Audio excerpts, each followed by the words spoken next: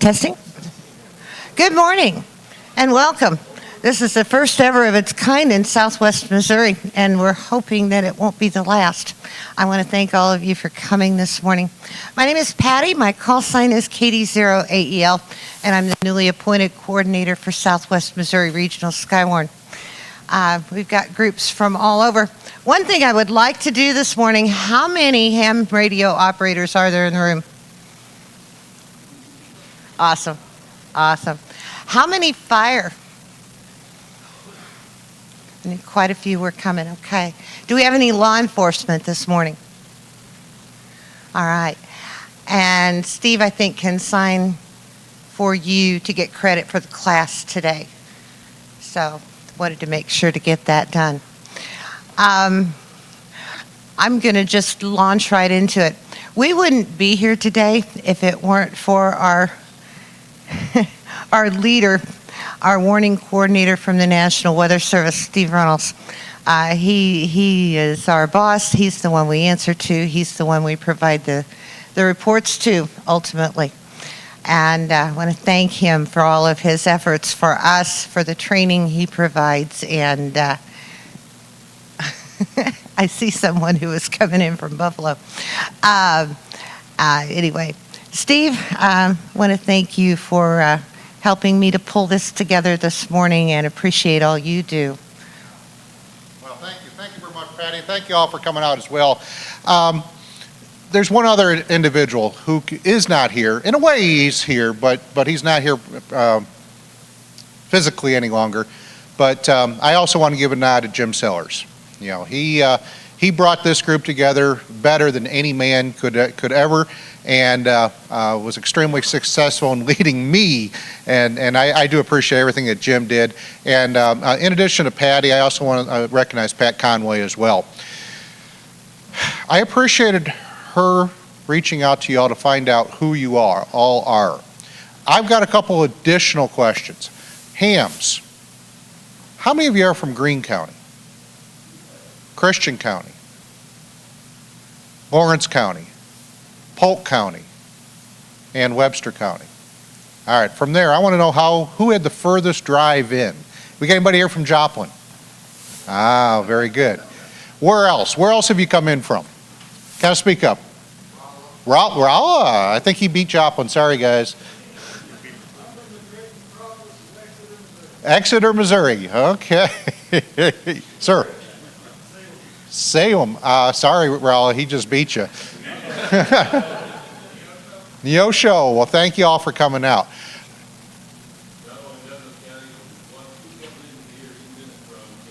Gainesville as well. Okay, fantastic. All right, and when it comes down to it, how many have been to spotter training in the past? Oh, that's a silly question. Put your hands down. Who's here, say, for the 5th time? 6th time? 7th? Oh, hell. 12th? 15th? 16th? 17th? 18th? 19th? Oh, put your hands down. You guys are bragging. Since dirt. Thank you very much. We are here tonight to talk a little bit about the weather. And it's not going to be just spotter training. It's not going to be just radar. It's not going to be just National Weather Service products and services and amateur radio net control. This is an opportunity for us to discuss what we all need to do together in order to give the public information that they need in order to make up their minds, finally, whether or not their families are in danger. That's the bottom line. I imagine some people in this room are a little bit of, shall we say, weather geeks, and you're here to just talk weather, and that's fine. I appreciate you all coming out for that purpose. But my intended purpose is certainly the ability to get the public that information, that final piece of information that they don't want to hear, that they don't want to believe, that their house is in the path of a tornado. If we can get them that information to confirm the threat, ladies and gentlemen, this day is worthwhile. I appreciate you giving us a little bit of your time on a Saturday, but ultimately, whether it be next week, next month, next year, next decade, If you are in the place at the right spot at the right time to give people information that they need, then I really do appreciate you coming out.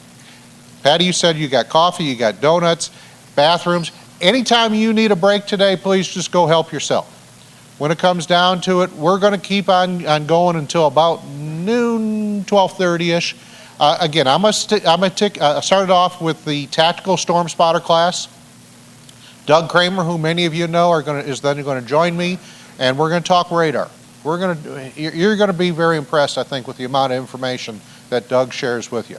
Then we're going to turn it over to Patty, and she's going to talk about how do you get information and apply that information in your particular operations. Okay? Again, along the way, though, if you've got something to bring up, you owe it to the entire audience to bring it up while we're here. Okay? So we want today to be a successful day, not just on the information that we provide, but ultimately on the information that you bring to the table as well. All right, let's talk why we do tactical storm spotting. About 3 years ago, we came to the conclusion that we need to do something different. It was kind of started with the death of the firefighter down in Newton County many years ago, but over time, what we have seen was a decreasing number of law enforcement attend this particular training, and a decrease in the number of fire personnel attend this training. And what we ultimately saw was an increase with the number of public. And those numbers went up. Our attendance went up, sky high.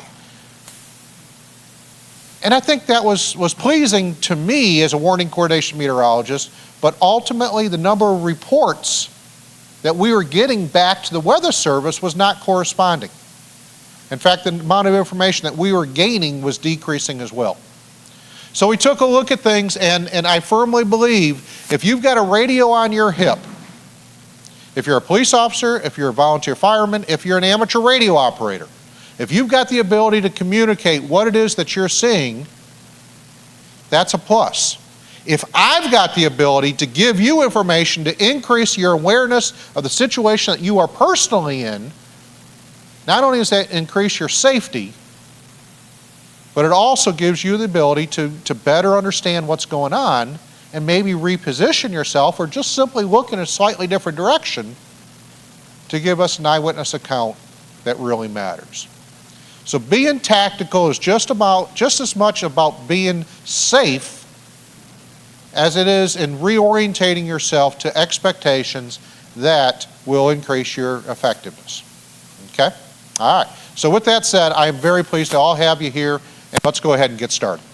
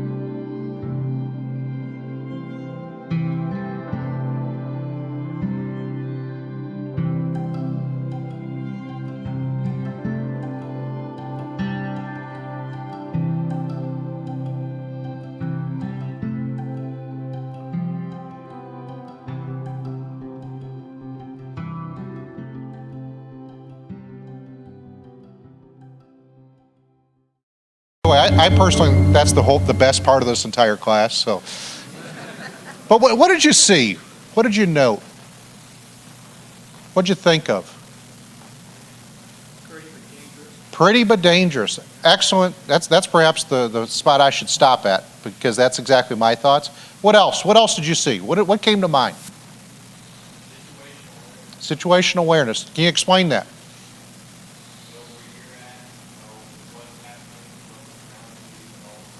Know where you're at, know what's around you, and be aware at all times. Can I add, and I'm going to show this on a slide, and be willing to update your situational awareness as new information's coming in. Okay? What else did you see? Did you see anybody driving into a tornado? I know we have a couple chasers in the room, and I'm not going to disparage them. I've chased myself. I don't do it any longer because there's a lot of yahoos out on the road. But when it comes down to it, a lot of times the videos that we get from the chaser community is people getting extremely close to a tornado. I'm actually going to point out the fact that I want you to be a little bit backing away from the tornado. I want you to be able to see everything that's going on around you to better understand the situation that you're in. And I think for the most part throughout the Ozarks, if you're 3 to 5 miles away from that tornado, I think you're going to get that information. What else did you see? Did anybody see beauty? Mother Nature can really be outstanding at times. She can be downright sexy even. I would like to point out that after the tornado occurs, there's a whole lot of people think these things are sexy because they line up and down the highway trying to see the damage, right? You know, it's a nature of what drives some people, and I appreciate maybe some people in this room being that minded. But the bottom line is if you are in a position to give information, to let us know at the Weather Service, and I got to tell you, sitting behind a radar, sometimes we do not know exactly what's going on. So your information does help us make our decisions. But ladies and gentlemen, I'll draw your attention to the screen out in front of us here. Joplin, Missouri. 158 fatalities, over 1,000 people injured. Now that is extremely tough for an organization whose mission is to protect life and property. 158 fatalities, 1,000 people injured. To have people come up to us after the fact and say, next time we are going to believe you. That really tugged at my soul. As a warning coordination meteorologist, it gives me a lot of impotence to get up and get to the office and do my damnedest every single day. Now, what the social scientists told us, I think was even more important. By interviewing survivors, members of the public, they gave us an idea that there is an 8-step process that people go through to confirm the threat personally. Now, that's assuming that they get the warning initially. But an 8-step process that follows that leads them to make up their minds that danger is coming. And the last step was to confirm the threat. Every time I issue a tornado warning, there's a rotating storm aloft that sometimes that rotation does not come down to the surface.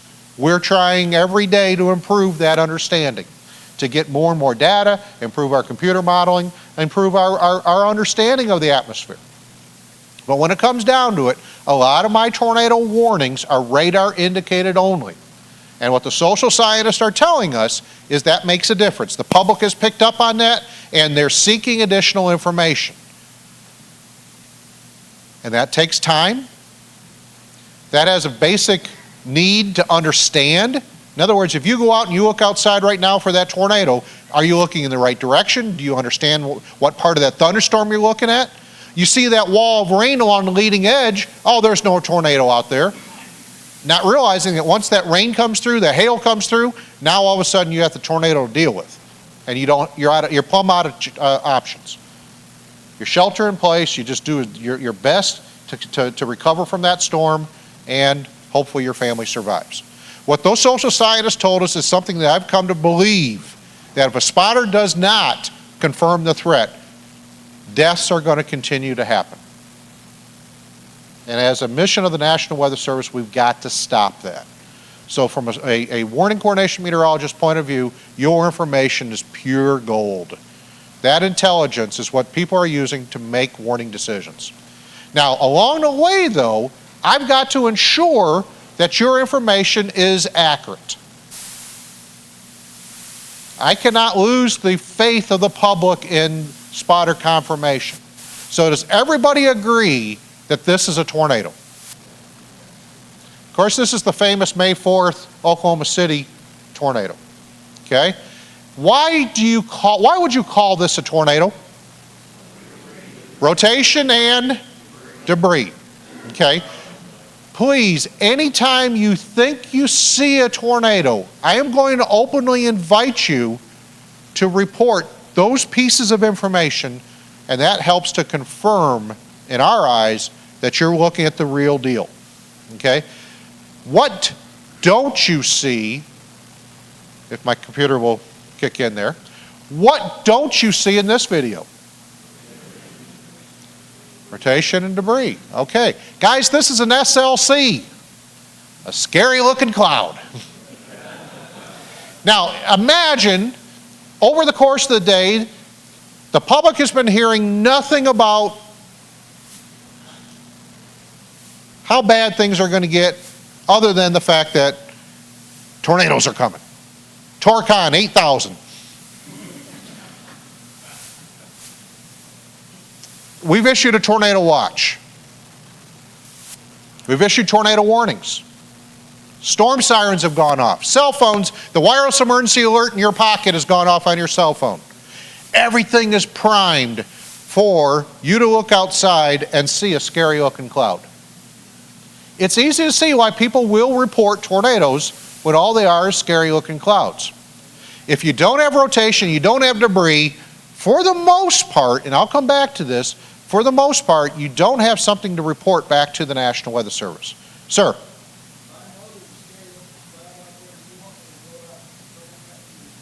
Okay, I appreciate that. And in many ways, that's the exception that I want to get to during the course of the presentation. You know, those things that might be a tornado, but you're just a little bit too far away. You're sitting in a hollow, and you can't see what's going on the other side of a ridge line or a tree line or buildings on the other side of the city, but you think it might be a tornado. That's part of being tactical and part of being communicative. Okay? But the bottom line is we got to separate the reports that are the real deal from the ones that we think are tornadoes but aren't. All right. So over the course of the presentation here, I want to put you in scenarios that help us understand the spotting process. I want to give you information that allows your situational awareness to go up and also be maintained as events evolve. In this particular situation, I want you to imagine yourself about 10 miles west of a storm, a tornado-warned storm, on a day in which we have a tornado watch in effect. Maybe there's been reports of tornadoes on the ground or damage being reported, but the bottom line is you find yourself on the backside of a storm that looks like a supercell on radar that's moving away from you. So your first question to yourself needs to be, am I safe? So are you safe in this scenario if it's moving away from you? Okay, all right. So your next question is what is that thing? Start the car, start the car, start the car.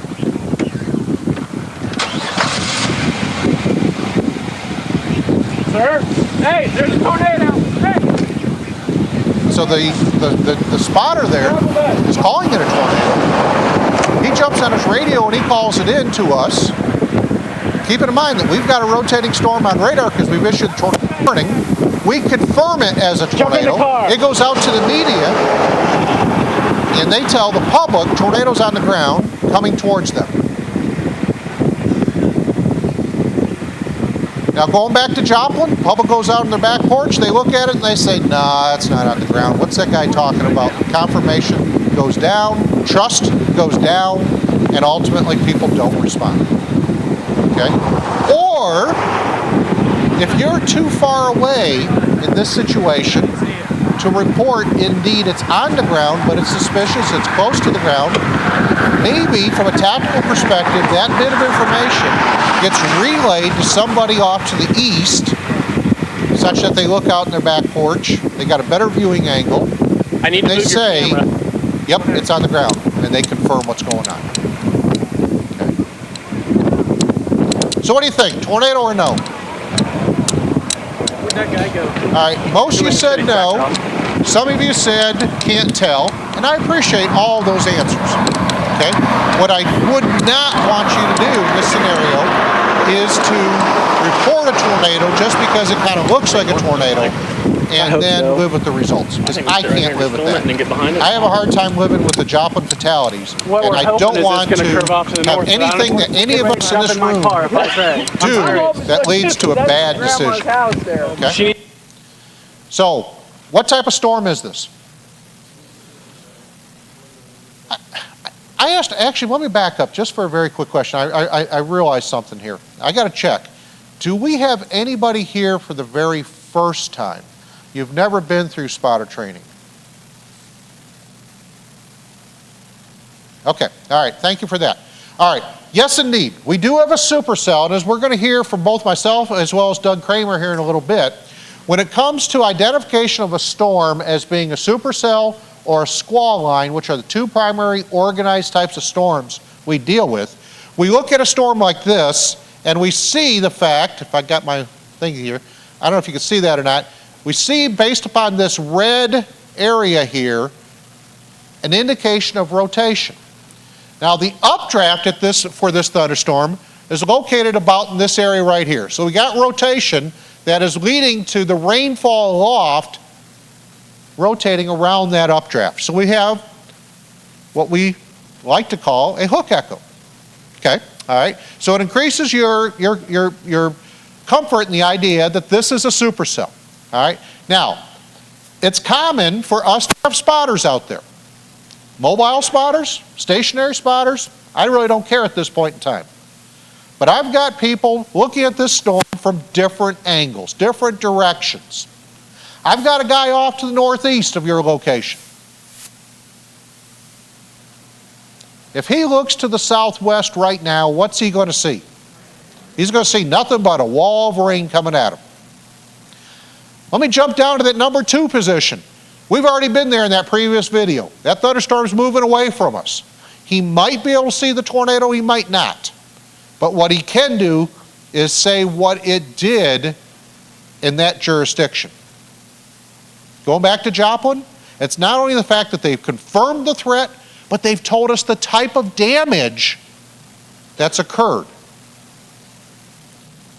Trees are down, mobile homes are down, elementary school's been destroyed, a bank has been destroyed. Those social scientists are telling us that if the damage is extreme, it's going to result in people responding quicker to that damage, to that report. Okay? So it's pretty important what I get from number 2.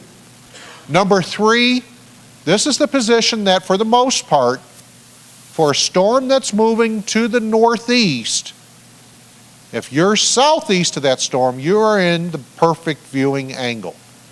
You are looking perpendicular to the direction that storm is going.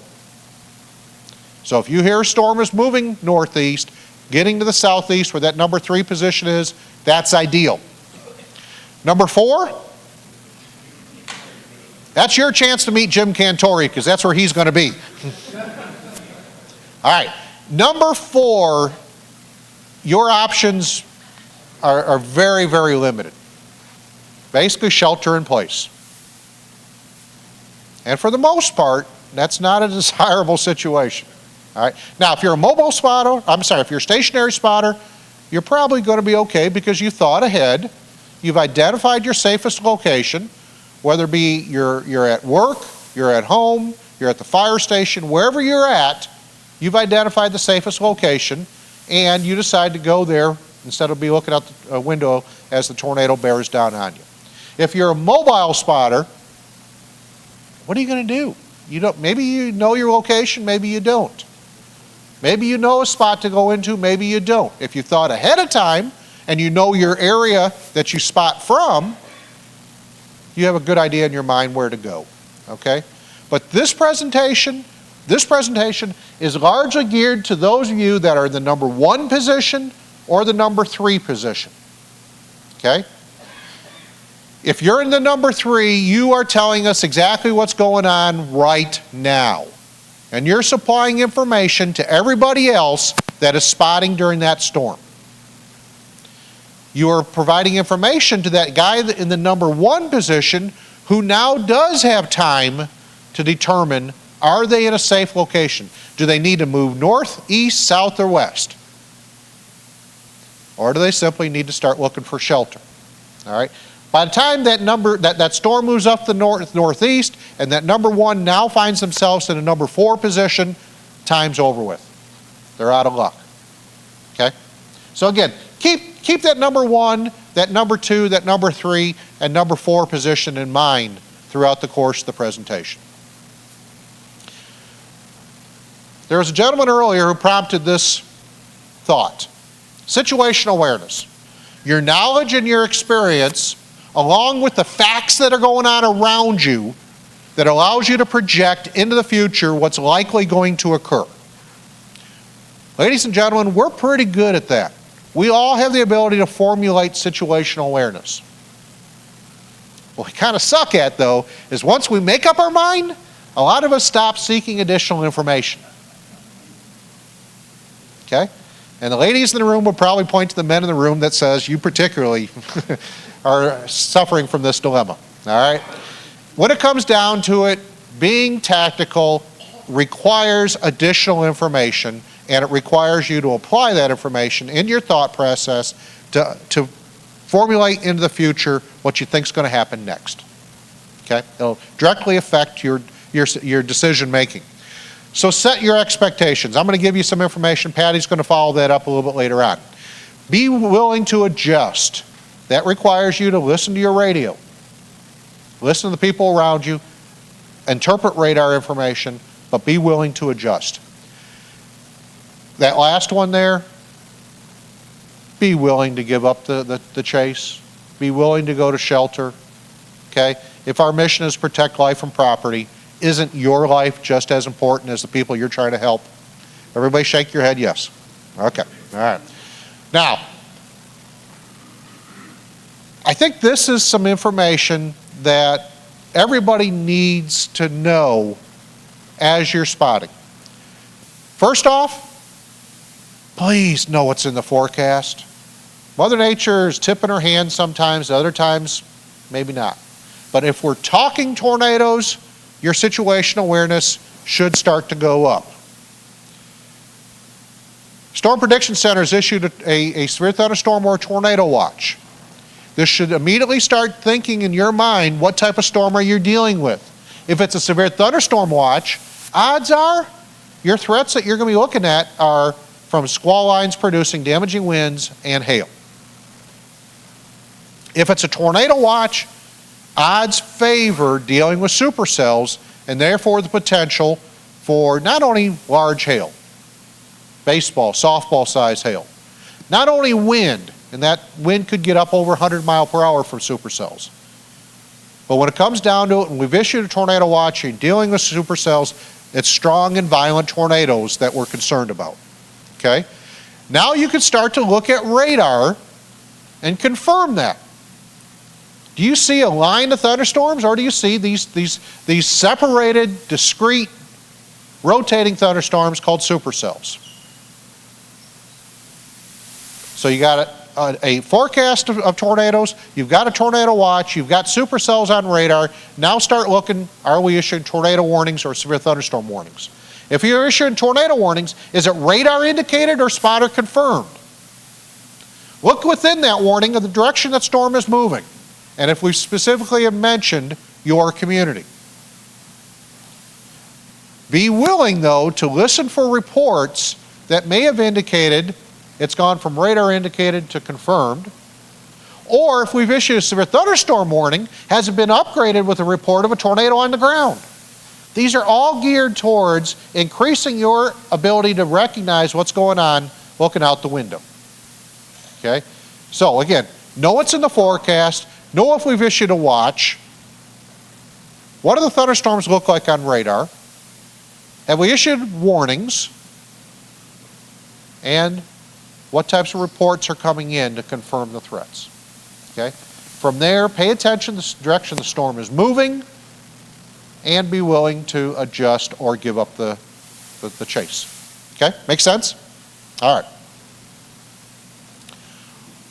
What do you want to know before you start to spot this storm? Ah, come on. Go back up to the start. What's in the forecast? All right, this particular day, Mother Nature's giving herself away. She's tipping her hand. She's telling us that tornadoes are coming. What's the next step? There is a watch in effect. In fact, the Storm Prediction Center has issued a PDS tornado watch. What's PDS stand for? Particularly dangerous situation. It's the Storm Prediction Center literally tapping you on the shoulder and saying, we mean it with this watch. Okay? Now, the next step is looking at radar, and yeah, indeed, you've got several spinning storms on radar. So you're dealing with supercells. Final step, paying attention to warnings. Now, I don't know what this gentleman knew when he grabbed his camera, pointed to the southwest, and filmed it coming towards him. Okay? I am going to invite everybody in this room, though, to raise their hand when they are convinced that this is a tornado. Put your hand down. There's definitely rotation.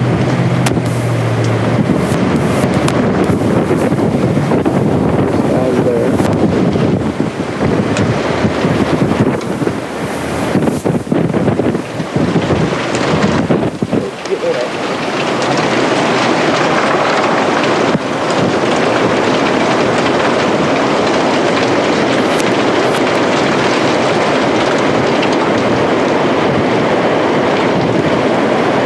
A couple hands show up here, a couple more. A couple more.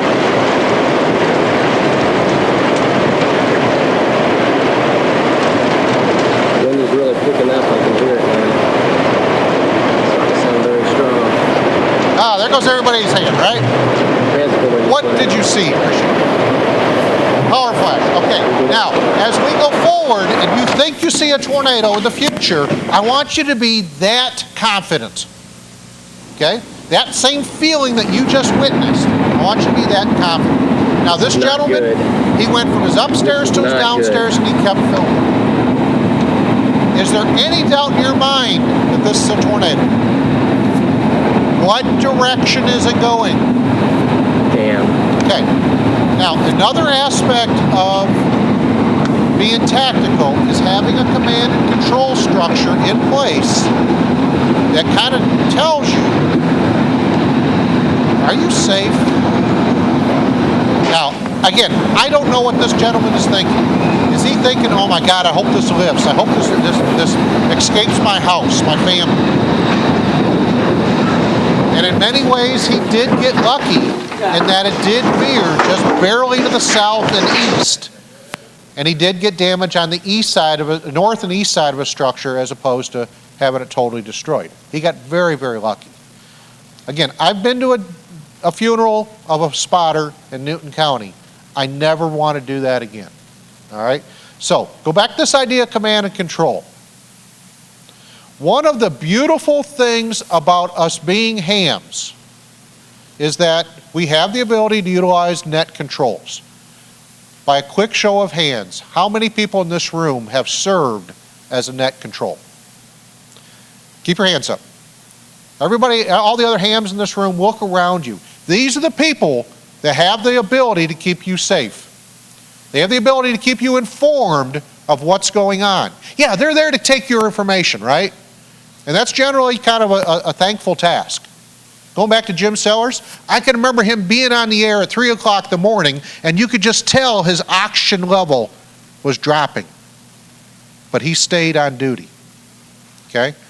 And, you know, again, my thanks goes out to everybody who raised their hand, because I do understand the value of that information that you are getting to us. Now, to everybody else, whether it be a regional net control or a local net, those people are there to serve you with information as much as they're there to take your information. It is my strong position that those net controls need the ability to know where you're at. Yeah, that might take a little bit of time off of the airways. You know, it might take a little bit additional work or mind power for those net controllers to know where you're at, but I think it's very, very important for your safety, okay? And also, as we're going to hear during the course of the presentation, it gives that net controller the ability to maybe give you some idea of where to go if they feel like that can be done safely, okay? So my hat's off to the net controls in the room to provide that command and control element. Now, we had some emergency management and some fire in the room as well, whether it be fire, police. You know, ultimately, somebody needs to send information out to those emergency responders as well, okay? So just like with the net control providing control and command, I would also like to implore for the emergency management side, from the fire chief side, ultimately getting information to everybody who's out there spotting. Make sense? Okay, all right. The other thing I'd like to say from the command and control aspect is it's not just information that allows you to report or to find out what the weather service is saying. The other aspect of command and control is giving people an idea, where is that storm going? Is it changing directions? Now, back in 2003, we really didn't have technology that we all now have in our pocket. You know, we all have the ability to look at radar while we're out there, whether it be stationary or mobile, to figure out what's going on. That radar provides some pretty important information, okay? But it can also be deceiving. For example, the tornado touchdown in Newton County. It started tracking northeastward. It starts veering to the north. It gets a little bit stronger, veers back to the south, weakens a little bit and veers to the north. Veers to the south when it gets stronger. And by the time it gets close to Battlefield, it takes a hard left from Clever up into Battlefield. So by that, you're looking at you guys are looking at your radar, right? You're feeling pretty good about your location. It's been on the ground, it's going pretty straight. So it doesn't take a leap of faith to think that if it's been going in a straight direction, that it should come towards you, right? Okay, so you make up your mind, well, I need to either shelter, I need to go north, or I go to the south. You're a glutton for punishment, so you decide to go south. All right? So think about this now. He's made a tactical decision, right? It's based upon information coming from the Weather Service that the storm is moving northeast. You look at radar. Indeed, it's moving to the northeast. You drop south a few miles so that you can spot this tornado. You're going to trying to get yourself in that number 3 position, right? And all of a sudden, the storm, looking at radar here, or looking at the track, veers to the south, and it catches you off guard. Situational awareness. You've got to be prepared for updating yourself for what's going on. Okay? That same thing goes towards the storm veering to the north as well. Typically speaking, the tornadoes that veer to the north typically are weakening because they're trying to find instability and energy to survive. So if a tornado does veer to the north, typically speaking, it's probably on its later life cycles. How do we get that information to people in real time is very, very important. So let's enter into this idea of storm spotting. Okay? There are 2 types of organized severe thunderstorms. There's plenty of types of unorganized severe thunderstorms. What we've had the last 24 hours, for example, still have deadly consequences, might still produce severe weather. So you got lightning threat, you got flooding threat, maybe a little bit of small hail, maybe a little bit of wind. Those aren't the types of storms I'm talking about here today. I'm talking about the organized types of severe thunderstorms, squall lines and supercells. If you're dealing with a squall line, what is your primary threat? Damaging straight line winds. It's not saying that you're never going to see a tornado, but the main threat from a squall line is damaging straight line winds. If you're dealing with a supercell, on the other hand, you could get very large hail, very high winds, but your primary threat is what? Tornadoes, and not just tornadoes, strong and violent tornadoes. Okay? Typically speaking, if a squall line produces a tornado, it's short-lived. It might be a matter of feet. I can't tell you how many storm surveys I've gone out to, knowing that a tornado has occurred, and just look at the damage and just kind of shaking your head about the bad luck of that particular resident of that tornado to hit them. On the other hand, if you're talking May 4th, 2003, if you're talking 2006, if you're talking Joplin, these are the strong and violent tornadoes that supercells are known to produce. Okay? So we got to be prepared for both types of storms. The challenge that we have, if you're not preparing yourself ahead of time by knowing what's in the forecast, knowing the type of watch, knowing what the storms look like on radar, you can confuse the type of storms. So as a spotter, what I really want you to do is look for the updrafts and downdrafts. The challenge we have from supercells versus squall lines is that the location of the updraft and downdraft are totally reversed. If you'll note, on this particular thunderstorm, this storm is going from the screen all the way to the back of the room. Along the east edge, or the leading edge, is our updraft. The back edge is where the rainfall is occurring. And if we know that the downdraft causes wind damage, we can start to get into a position to anticipate where that wind damage is going to occur.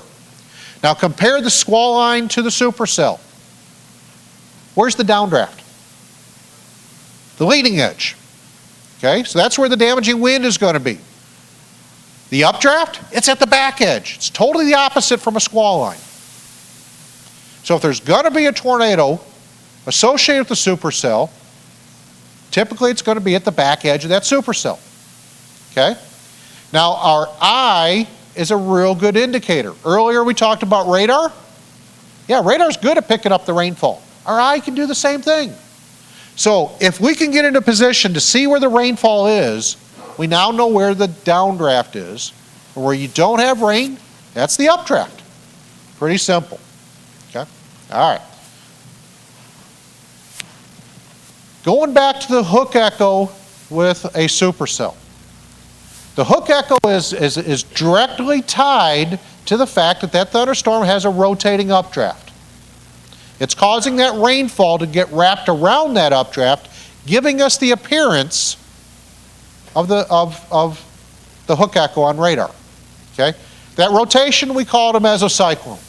Yeah, I really don't care if you remember that term or not, but I want you to recognize the fact that supercells have a rotating updraft. That rotating updraft, again, leads to that signature, that hook echo, that we're so aware of when it comes to radar. Okay? Now, on radar, as Doug's going to talk about, we're going to have both reflectivity and velocity available to us to help us understand what's going on. Right now, I'm only going to show you reflectivity. Okay? The light rain is going to be in blues and yellows. More moderate rainfall in orange, maybe a little bit of a tinge of red. The real deep red, or depending upon your particular radar vendor, the areas in which you have a lot of return energy from that thunderstorm, it's going to show up a very deep red, a purple, a white, a color that your vendor has picked out to capture your attention. And ladies and gents, I'm telling you, that's the area most likely where you're getting very large hail. Okay? Again, the way radar's working, it sends a beam of energy out. If it comes in contact with something, it absorbs that energy and retransmits it back. So in the area in which you're getting a lot of rain, you're getting large hail, especially water-coated hail, it's returning a lot of energy back to the radar. So that vendor has purposely chosen that color to catch your attention. From a spotter's perspective, I want you to recognize that hail is between my downdraft and my updraft.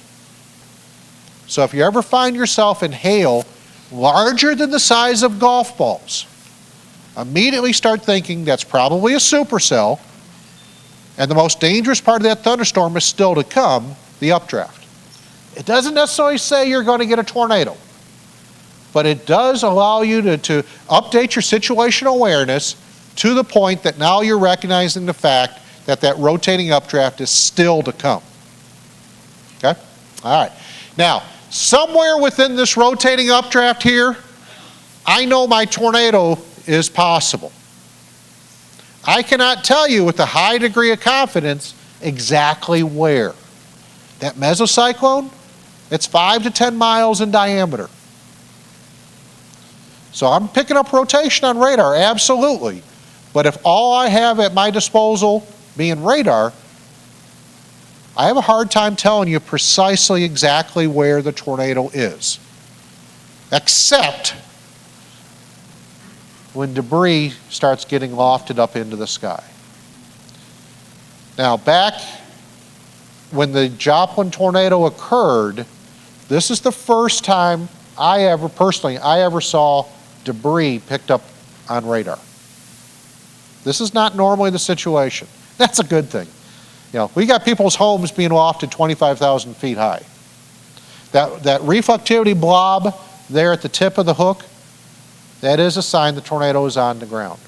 Now, since then, and I'm going to look over at Terry Lane in particular, because that was the first day in which we were able to detect a tornado on the ground based upon dual polarization data when the tornado went through Buffalo and then later went through Lebanon. What dual polarization does is it sends a beam out this way as well as this way, and we're looking at the cross-section of the stuff that's up in the sky. If it's rain or if it's a hail drop, it's a raindrop or hail, it's got a fairly uniform appearance. If I've got 2x4s or shingles or other stuff up in the air, I got different cross-sections. So radar since Joplin has improved our ability to detect a tornado, but often, especially with weaker tornadoes or storms that are farther from the radar, we still do need spotters to confirm what's going on. Okay? All right. All right. So let's dig deeper into the supercell. Again, note the downdraft along the leading edge, the east side of that storm, the right side of that storm. The updraft's at the back edge. As that updraft goes up, it's drawing air from the south, from the west, from the east. It's fueling that thunderstorm that's going 10 miles high into the atmosphere. So you've positioned yourself south looking to the north. It's moving perpendicular to the field of vision. You note the downdraft along the leading edge. Now, I'm just going to use a scenario in which a tornado is coming into Springfield. I'm located down in Nixa. I'm looking to the north. In fact, no, let me go a little bit further since we got Branson here. Ted's looking to the north. He can see just a huge thunderhead, right? He's 40 miles, 50 miles away. Can Ted spot a tornado from Branson in Springfield? No. All right. But now let's come a little closer to Nixa. Now in Nixa, I might be able to start to detect the part of the thunderstorm where the downdraft is occurring. It's looking a little fuzzy, maybe a little darker. The back edge of that thunderstorm, I can probably see a more of a rock-solid, hard appearance as the cumuliform nature goes upward within the atmosphere. Can I spot a tornado in Nixa that's occurring in Springfield? Probably not with a high degree of confidence. I can probably understand where the updraft likely is. I can pull out my radar and pretty much pick out where the hook is and where the rotation likely is. But I probably am not in a good position to confirm a tornado. Now I'm coming north on 65. I get close to Lake Springfield. For the first time now, I indeed can see the rainfall. Looking underneath the updraft that's occurring at the back edge of that storm, I can see a rain-free base. And hanging off of that rain-free base is a wall cloud. W-A-L-L, wall cloud. That pronunciation used to be a little bit different when I came down from Michigan many, many years ago. But when it comes down to it, I don't talk about a sissy Yankee like the guys told me about. Wall clouds. I want you to be looking for that part of that thunderstorm.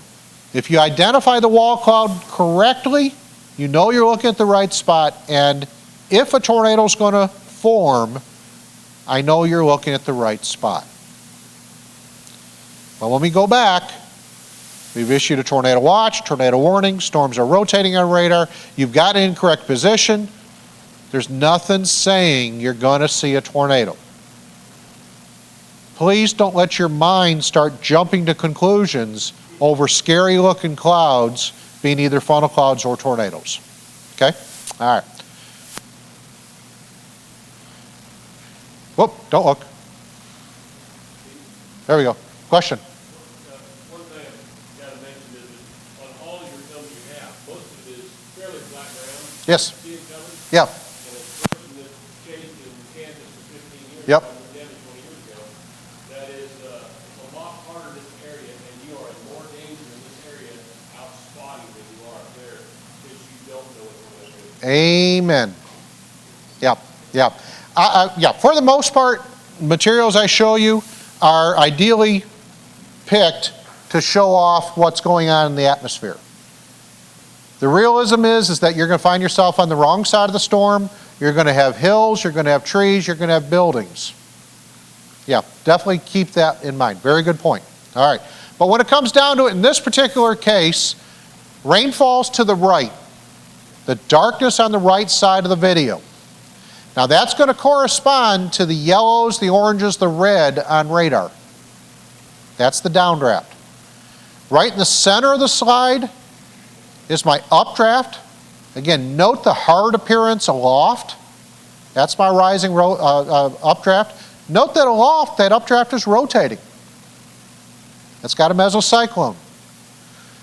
Underneath that rotating updraft, closer to the ground, is a rain-free base.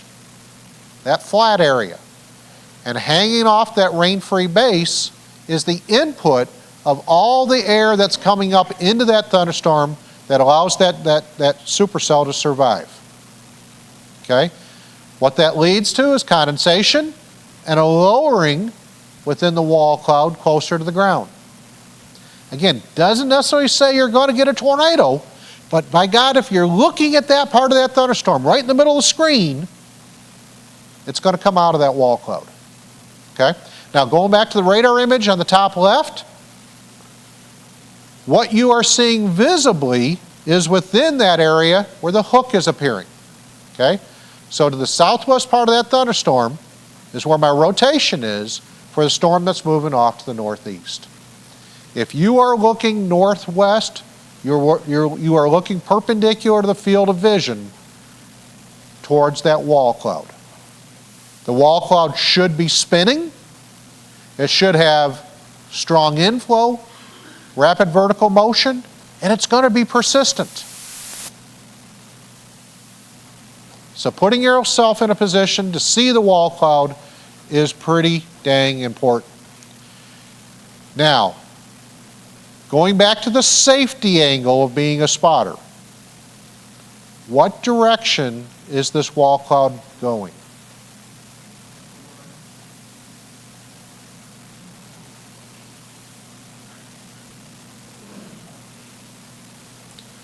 Now, going back to the gentleman's comment over here of seeing storms from many, many miles away, one of the key ingredients is knowing where my downdraft is, knowing where my updraft is to predict the direction that storm is moving. Are we in a position to know where the rainfall is? Do we know the direction this wall cloud is going, therefore? Could it be coming at us? Okay, all right.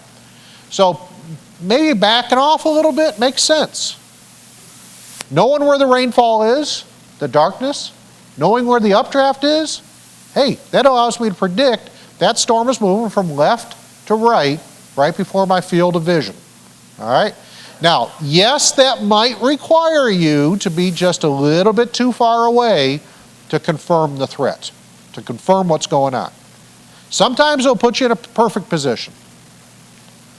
If you see rotation, you see debris, okay, I can call that a tornado.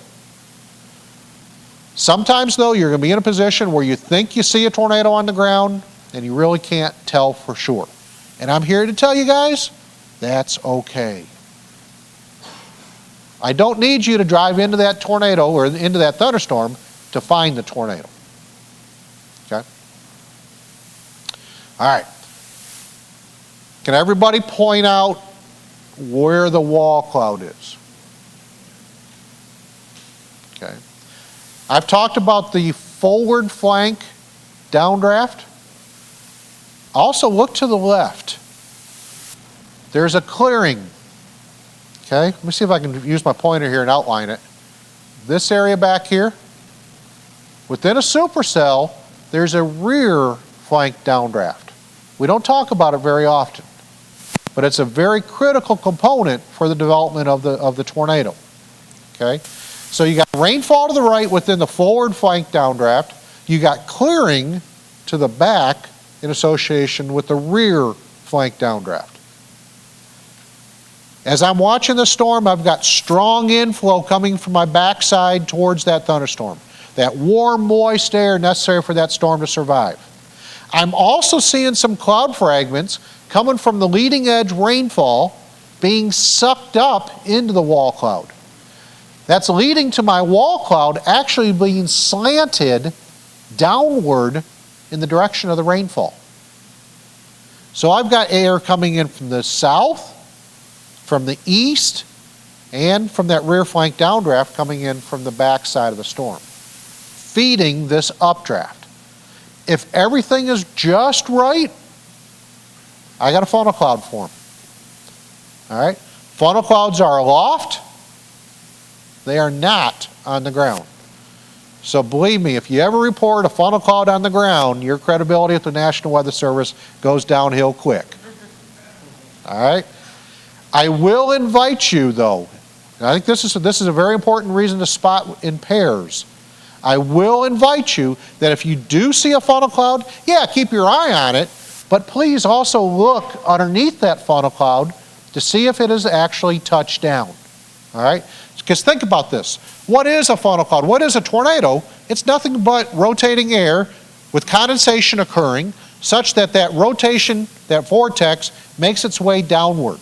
Right? So if it's only picked up enough moisture for that funnel cloud to be visible aloft, what's to say if that vortex has not reached the ground and it just hasn't picked up enough moisture or dust or dirt or other stuff for it to be visible all the way from the cloud deck down to the ground. Okay? So again, you see a funnel cloud, look at the ground to make sure it's not a tornado. Okay? Of course, once it does touch down, now you got a tornado. All right, so you got debris, you got rotation on the ground. Which of these two images do you think is a tornado? One on the right. Okay, so you get on your radio, you say, I'm so-and-so, I'm located in a certain position. I'm looking to the northwest, approximately 5 miles from my location. I have a tornado on the ground. I've got debris and rotation. That's all I need to know. More importantly, that's all Ron Hurst or Jamie Warner needs to know in telling people in the path of that storm to take shelter. Okay. Now, on top of that, your radio transmission allows somebody maybe to look outside and say, crap, my neighbor's mobile home's just been destroyed. Or the elementary school's just been destroyed. Or a semi has been thrown off of the highway. Bottom line is those pieces of information, again, it's what's leading to the public to respond to our warnings. Okay? Now, we earlier talked about the fact that sometimes you're not quite in a position to confirm rotation and debris. That's the situation here. Yeah, we got a tornado on the right, but the picture that was taken 10 minutes ago looking to the west shows something that dang well looks like a tornado, right? And indeed it was. This is the same tornado. From a tactical perception, how do we communicate something that looks like a tornado, but you cannot confirm it as a tornado? That becomes a pretty big challenge. Something like that, I would probably describe it as a funnel, possibly tornado. Okay, all right. Let's play up with it, what he suggests. Does that make sense to what he said?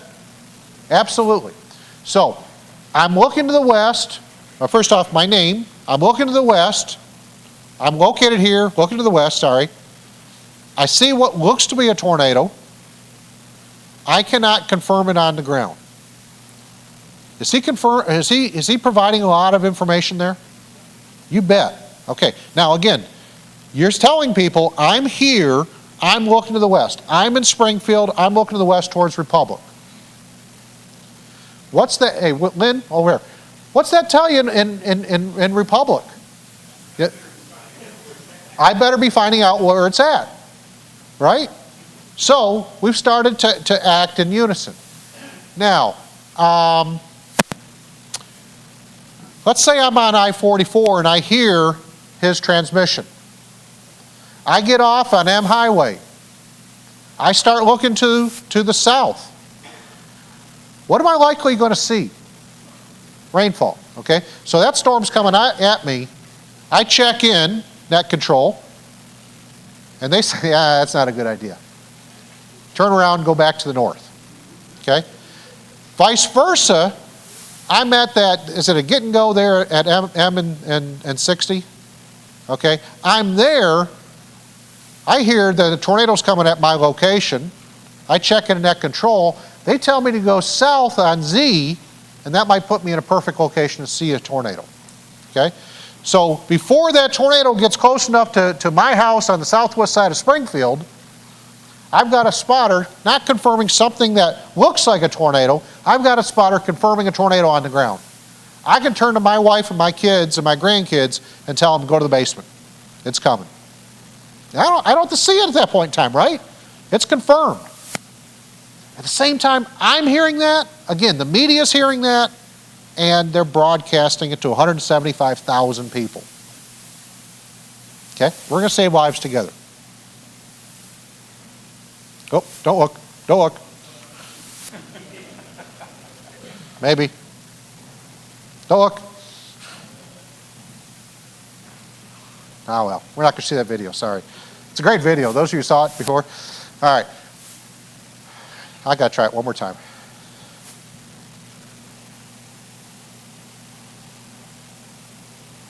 Nah, don't like me.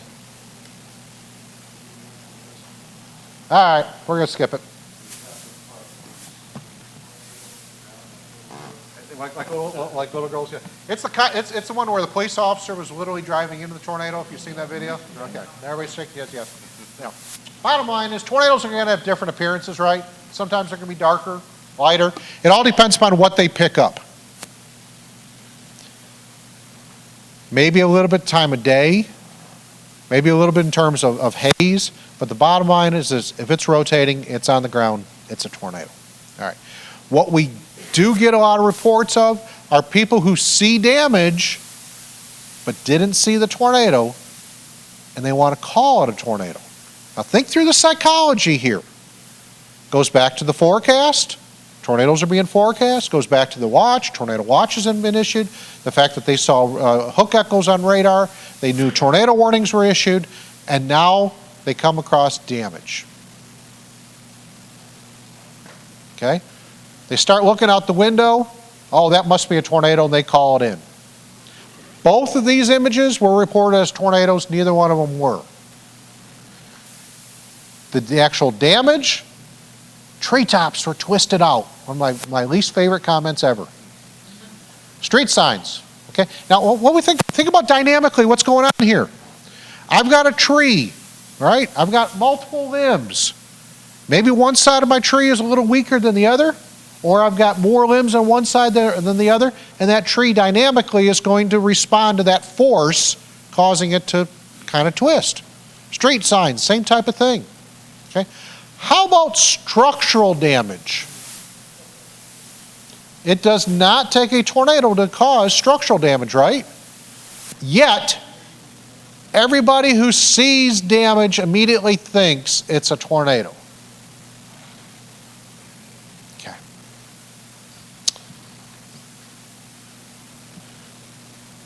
Let me shift gears and then I'm going to put you to work. Okay. On this particular day, severe thunderstorms are forecast. There's a severe thunderstorm watch in effect. Maybe some warnings have been issued. Hopefully your situation awareness is saying, I need to be prepared for straight line winds, maybe hail, but bottom line is tornadoes isn't the primary threat. Okay. I want to go back in time. You woke up to the fact that we're forecasting severe weather. About noon, you look at radar, and along I-35 in Kansas, there's a line of thunderstorms. So immediately start thinking, I'm dealing with a line of thunderstorms today. It starts to move towards Missouri, and by God, in the middle of that line of thunderstorms, start having storms moving quicker. Okay? So what we do is we end up with this bowed out appearance, which should give us an indication is right along the apex of that bow, the strongest winds are going to occur. Yeah, anywhere along that leading edge is where we're going to get some pretty good wind and maybe severe damage anywhere along that leading edge, but right along the bow echo in particular is where we're going to get the greatest wind damage. Now, one of the things that Doug's going to share with y'all, when it comes to tornadoes associated with the squall line, things get really, really messy. In particular, on the north side, maybe up here at the comma head, maybe a break between cells, squall line tornadoes are difficult to discern in advance. They don't last very long. So again, we got to be prepared for straight line winds first, but we cannot ignore the possibility of tornadoes as well. All right, so what's going on with the squall line? We have warm, moist air coming into the leading edge, creating rainfall at the back edge. Okay? What this creates is a so-called shelf cloud. Okay? Shelf clouds are going to expand across the entire horizon. So along the leading edge of the entire squall line, you're going to get this lowering. Guys, even spotters have been here many, many times. I still get reports of wall clouds along the leading edge of a squall line. What's that do to your credibility? Okay, all right. So again, what's going on here is warm, moist air being drawn up from the east and south, leading to rainfall. So I have my downdraft, and then wind pushes the thunderstorm from west to east. Okay? So getting yourself into a position east of that squall line, pointing your vehicle into the storm or away from the storm, doesn't matter to me. It just depends if we want to see what's coming or not. But the bottom line is anticipate damaging winds along the leading edge. There's nothing I can do from a perspective of training that tells you how strong those winds are going to be. I can just tell you the initial gusts from that squall line will normally be the worst part of that storm. Increasingly, we are seeing tornadoes coming from squall lines. It's not that the squall lines have all of a sudden decided to start producing tornadoes. They always have been doing it, but we're just not looking for them. Okay? So here comes that rain-cooled air pushing out from that squall line, and then the potential for a tornado does exist. Okay. All right. Net controllers, raise your hand. Who wants to be my first guinea pig? Oh man, see everybody's hand go down there in a hurry? Who wants to be my first? Teresa, come on up here. Now, Teresa's over in Ava, right? It's one of the beautiful things of amateur radio. And in her home, she's got the ability to see radar. She's got the ability to pick up reports coming all the way out of Arkansas and Oklahoma, up I-44. Ultimately, she has the ability to communicate over a very wide area. Her situational awareness, again, she knows severe thunderstorms are in the forecast. She's been watching on radar. She knows when the Storm Prediction Center's issued a severe thunderstorm watch. Maybe you know that we've issued warnings. Maybe you know that the reports are coming in. Okay? So maybe on this particular day, Joplin's had a lot of wind damage. Spotters there have confirmed straight line winds. As it gets closer to Springfield, we start getting reports out of Mount Vernon, out of Halltown, out of Republic.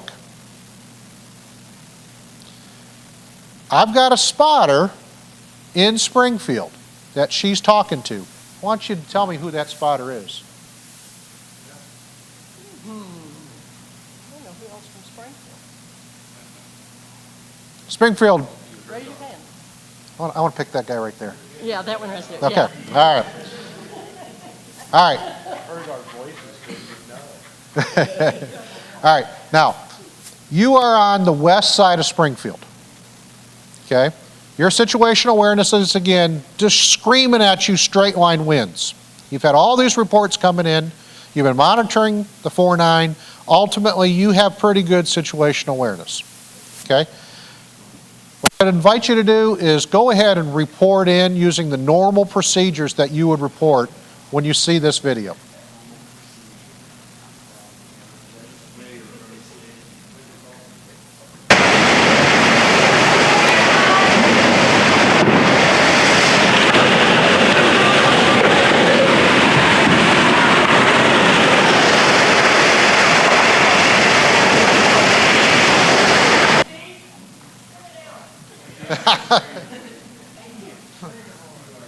All right, go ahead, Brian, and make your report again. I go on, I'll get on there and I'll say, I'll go on the call sign and I'll say, basically, okay, why is that?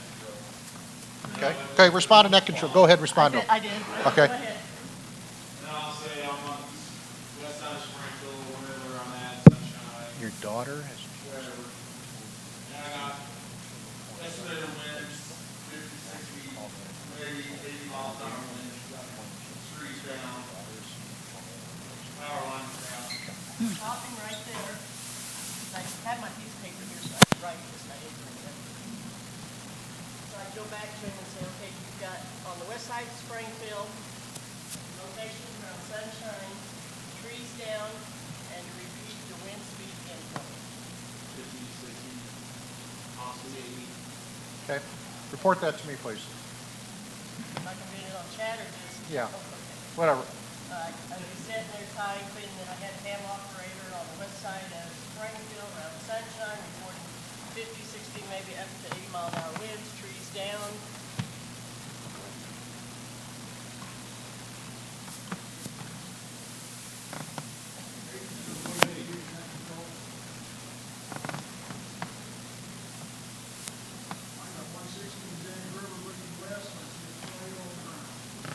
Okay. Is that a confirmed tornado? Do you see any debris? Okay. I get on chat relating to the weather service. I just got a report of debris. Tornado at, what was it, 160? Okay, all right, we take a quick time out here. Bless his heart. We didn't want him to confirm debris. Okay, I appreciate the report. Okay, for the scenario, he's got a tornado on the ground. That's all he can provide. All right. So now let's think about this. Brian's reported the straight line winds. He's reported tornado. Okay. All right. Now we've got somebody else who looks at. You said 160 in James River, and we've got another spotter who looks out and says, "That's not a tornado. That's a scary looking cloud." Okay. No offense, but when it comes down to it, maybe a little bit closer, and he says it's not rotating. It's not a tornado, right? Okay.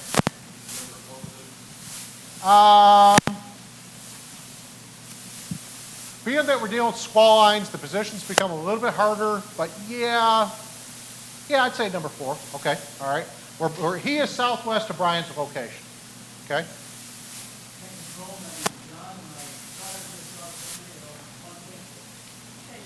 go back to John and ask him where his daughter lived and what reports, whether she had debris, seen the rotation. All she said was she saw it on Facebook and We got-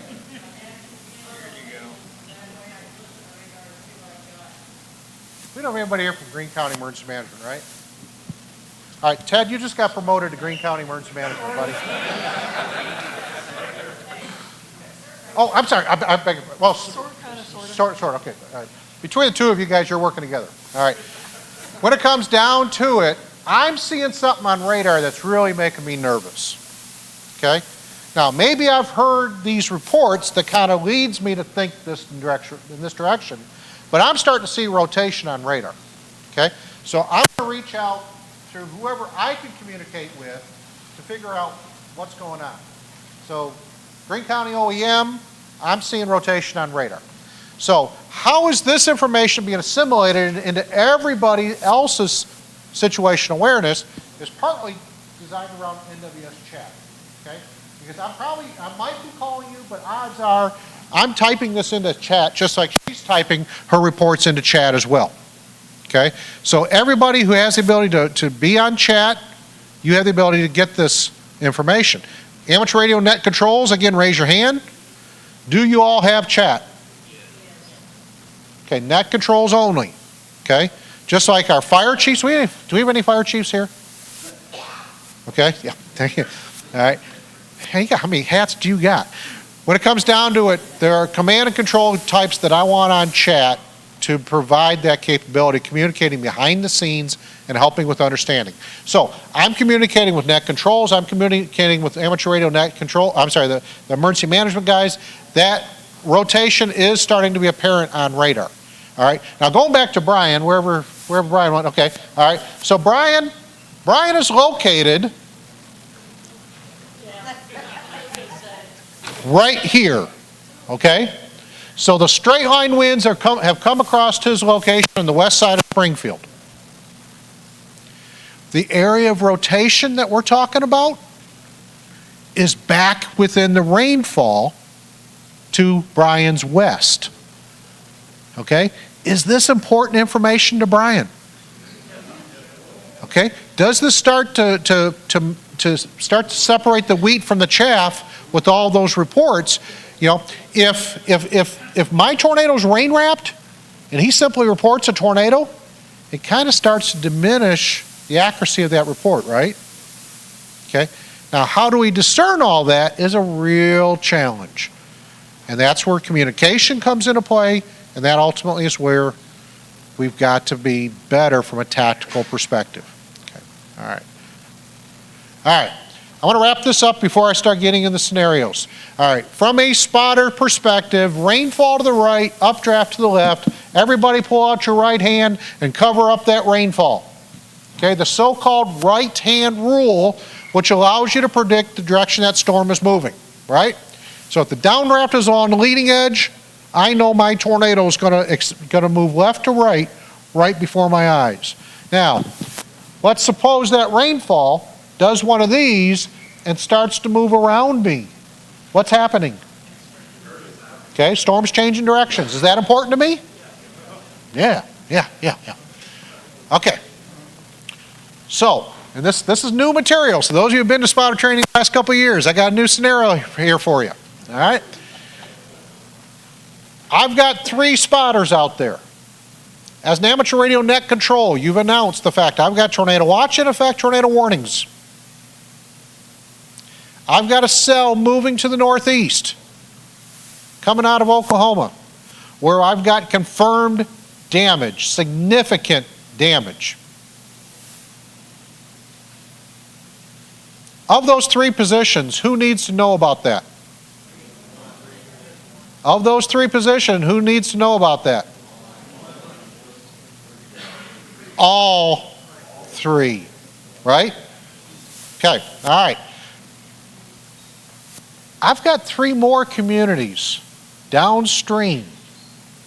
Now think about this. This is really the beauty of amateur radio now. You're not just talking point to point. You're talking over a large area. Does it help people in Springfield or Nixa or Kimberling City to know what's going on over in trying to think of the name of the community, where the firefighter was killed? Well, it's Neosho's. Oh, that's Neosho. Bottom line is, I've got a storm, Seneca. I got a storm that's 50, 60 miles to my west. Does that improve my situational awareness? I may not have all the information I need, but it improves my situational awareness, right?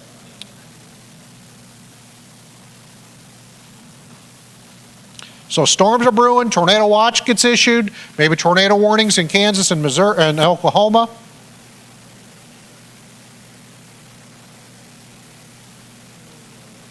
Oh, that wasn't supposed to happen. Yeah, it's darn Windows. Yeah, I can't stop it. Bottom line is this. At some point in time, the amateur radio net control is telling people downstream what's happening, what's likely to happen. It's finding out where you're located at. Ultimately, it's giving you command and control opportunity. All right? Storm starts going across the Missouri border. Hopefully in your location, you're that's a little bit more tactical. Time of arrival, direction of storms are moving, whether or not warnings have been issued, that sort of thing. Okay? All right. In this particular situation, again, I'll give you all 6 locations now. Where do you think, based upon that radar loop that you just saw, where did that tornado track? Is there a high degree of confidence on where that tornado tracked? I will tell you this, there was a tornado. It was an EF4 tornado. It was a killer tornado. But which of those locations? Okay, it ended up tracking to the southeast through Berry County. So number 3 and number 6 would have been most affected by that particular event. But we don't know that, right? We know it after the fact, but we got to be prepared at this point to let everybody know what's out there and then adjust as Mother Nature continues her progress of those storms. All right? So, Teresa, pick me under net control.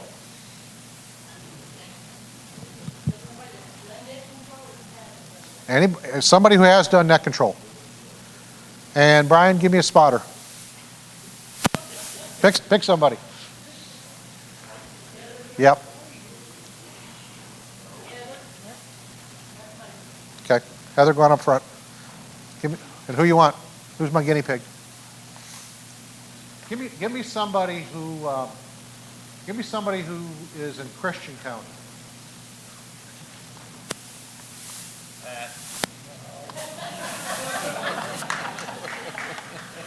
All right. While you're all clapping, give me a Greene County spotter as well. Greene County spotters, raise your hand. I see no hands. Greene County, come on, raise your hand. Mark, who's Mark? Mark, okay, Mark, okay. So, Mark, you're at Battlefield Mall, okay? You're in Nixa. No, I'm sorry, you're in Ozark. Okay, all right. Heather, tornado watch is in effect. We've issued tornado warnings for Christian and Greene County. Storm is moving to the northeast. Okay, so it's somewhere near Nixa, about 15 minutes ago, tracking through Springfield, or towards Springfield, heading to the northeast. Okay, all right, your situational awareness good? Kind of know where the storm is at? Again, you're close to the mall. You're in Ozark. Okay. Go. That's a hell of a video, Ted. I'm telling you this. What's going on?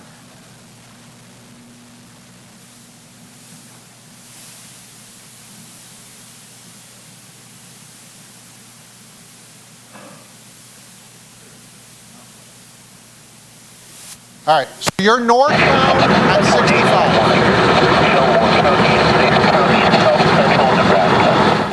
Go ahead. Go ahead.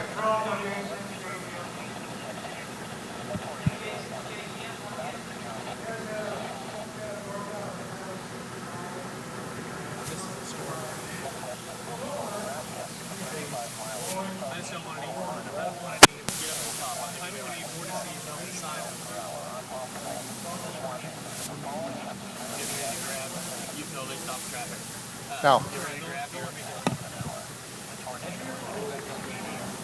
I predicted that one.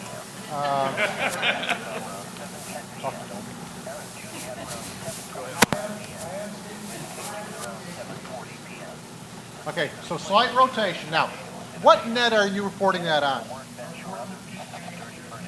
Okay. Are you hearing that direct, Christian County? We're gonna pull over right here. Okay. Now we got. Oh, wait. Because I think what you're saying is accurate.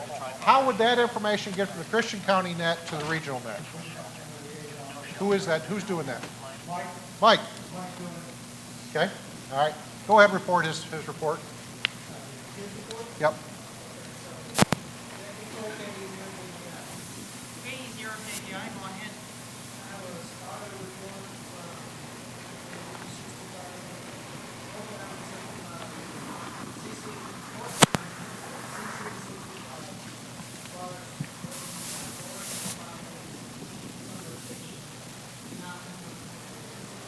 Okay, now, let's just go back to Mike, right? Mark, hopefully is hearing one of these two nets, okay? He's starting to say, okay, where is that storm in my reference to my location, right? What is he seeing likely at this point in time? He's probably northeast about 3 miles from the area of rotation. Rain, right? He probably wouldn't be able to see too much. Okay. Does he need information? Okay. All right. So again, Heather, don't look. You're in the indoors. You don't get a chance to see the storms. I can't find my mouse either. Where is my mouse?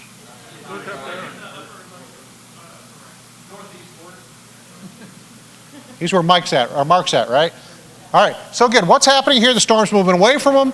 Can he confirm the threat? Not really, but he can provide vital information as far as what's going on. Keeping in mind, radar is now showing the storm moving northeastward, right? Is information getting to Mark that he needs? Maybe yes, maybe no. Hopefully yes. So he looks out the window to the west, and he can now start to see something getting a little bit closer to his location. So Mark, if you could go ahead and call net control and let them know what you're seeing.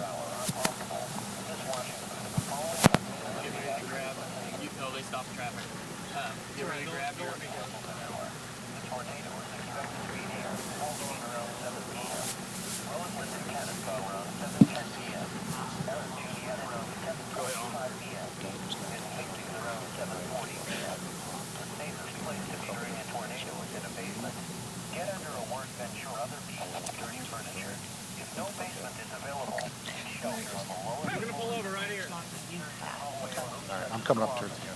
All right, so what did he report?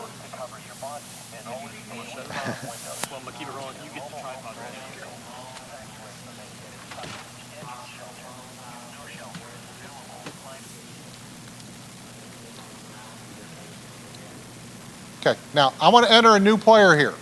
All right, Terry.